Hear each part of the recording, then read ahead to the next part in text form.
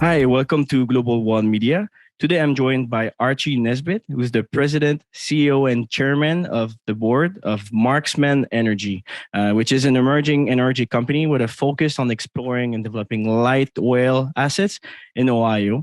Also, bring modern exploration technology to underexplored areas on properties that have had a significant historical production and I've not seen any concentrated industry activity for decades, which is actually really interesting. Hi, Archie. Thank you for joining us today. How are you?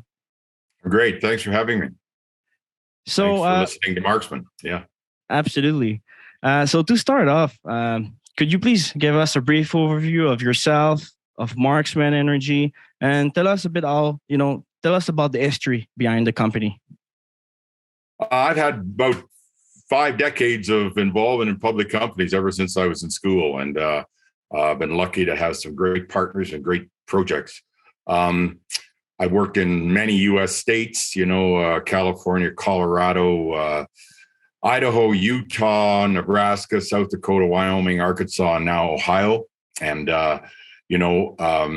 in 2012, we met a scientist who said, you're in the oil patch, and you should be looking in Ohio for oil. The biggest oil field in the world was in Ohio in the 1900s, and we don't know that. A lot of us, Rockefeller made his big money on that, right? That billion-barrel oil field. Yeah. And we were convinced we could go and find elephant oil fields in Ohio. And so we put our technical guys together in Ohio. We have a board of about 200 years expertise in the company, guys that have built companies, made money, been very successful. Everybody put skin in the game. Everybody invested. And so with the team in place in Ohio, we started looking for projects to explore and exploit. And here we are today. Excellent. So your work is based in Ohio, as you mentioned. So what can you tell us more about what is so unique about this location and what makes it attractive for oil and gas exploration projects?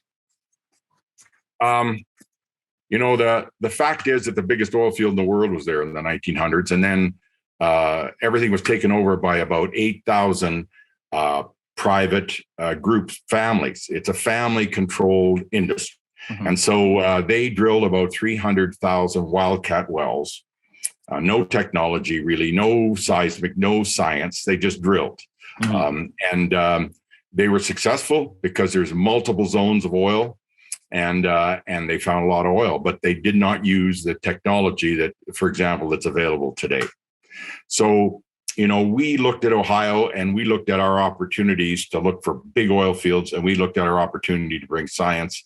But we also looked at, the market there, the best market for our commodity in the world, stable environment, low royalties, the highest netbacks in the world, and a very light crude oil, Pennsylvania grade crude oil, right. That we could exploit with our expertise. Great. So, and I know you focus on underexplored oil areas. So can you tell us more about your modern exploration technology and how it can help you deliver better project outcomes? Well, like I said, you get 300,000 wells. Yeah. There is data on those wells. There's production records. There's logs on a lot of them. Obviously, there you can see where these wells were drilled. Our guys can study that, study the data, study the logs, study the production, and say this is the best area that has produced the best oil in the state. Mm-hmm. And so we can look at those areas. We also look at geology and engineering data, and we pick other new areas. So our focus today is we have gone into several of the best old oil fields and applied our technology and used our scientists. We've got 2 geologists with master's degrees.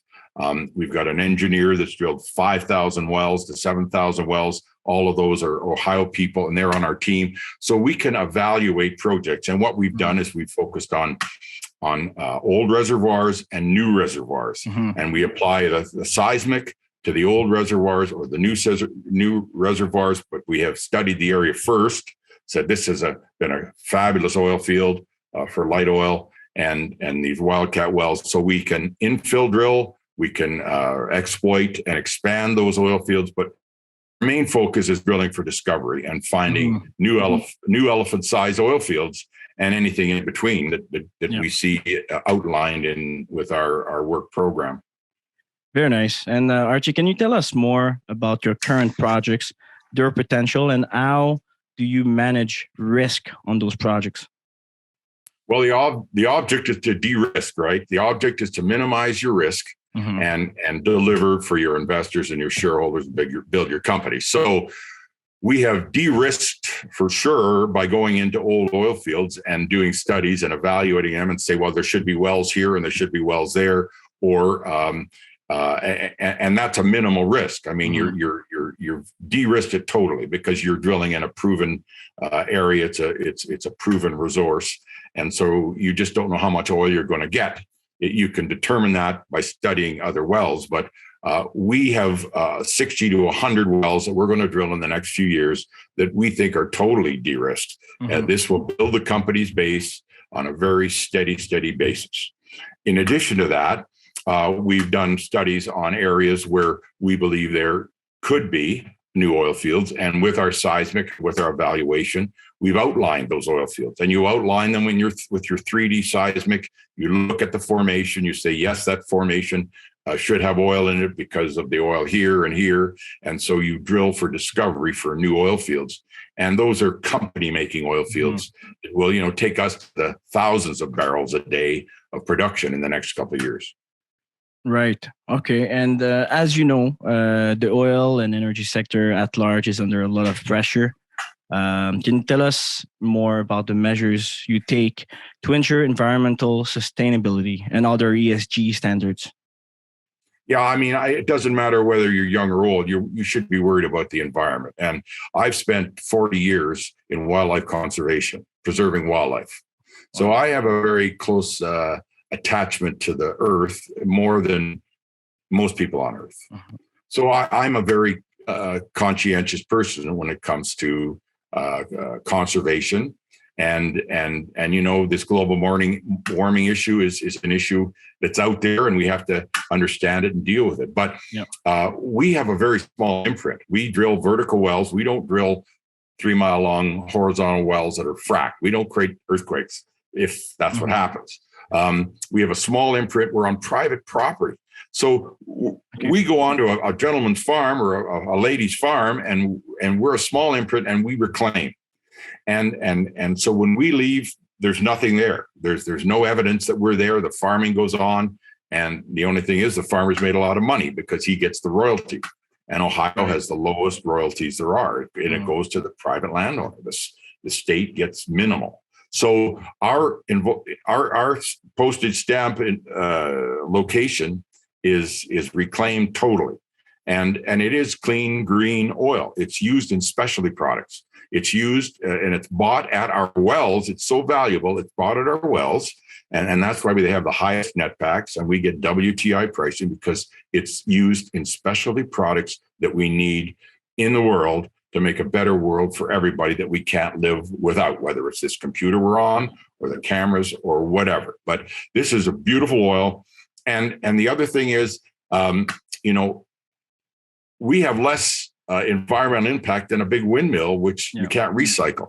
We recycle our steel, and it's mostly steel, and it's recycled and reused and regenerated. And the oil, of course, is just natural. It comes out of the ground. It's nature put it there. And so we bring it out and then we clean up, and it's, but we all do our best. I mean, we have to do our best, and that's our obligation. Very interesting. So as a last question, are there any exciting catalysts that investors should be looking out for in the near future? Well, we just launched this company. We've been studying and working, and we've gone through some environmental and some economic cycles. But oil is hot right now, and it's 180 US today, or 83 US, and projected to go to 120. And that's good for us. That's really good for us, 120 US dollars. But our netbacks are the highest in the industry. I mean, that's KPMG did an analysis, and Marksmen was at the top of the list. So, I think what we've done is we started last month, August. We started we launched this company. It's new. It's a new deal. It's talented people, and we've drilled 4 oil wells. We have oil to surface on all those wells, and we expected that. But we're going to come out with news on those wells in the very near future. We're going to put those on production. We'll announce the results of those, and then we'll just continue to aggressively exploit the projects we've got, and with several drills, and build this company and reward our investors. I mean, it's a startup, ground floor, junior, micro cap company, but with the people, with the projects, we plan to build this company very aggressively in the next couple of years, and people should be watching for that to happen. But the news will start in about 2 weeks. Fantastic. Well, Archie, thanks a lot for all this great information. From our side, we look forward to seeing the next updates and news from Marksmen Energy. So thanks a lot for your time today. Thanks for having me.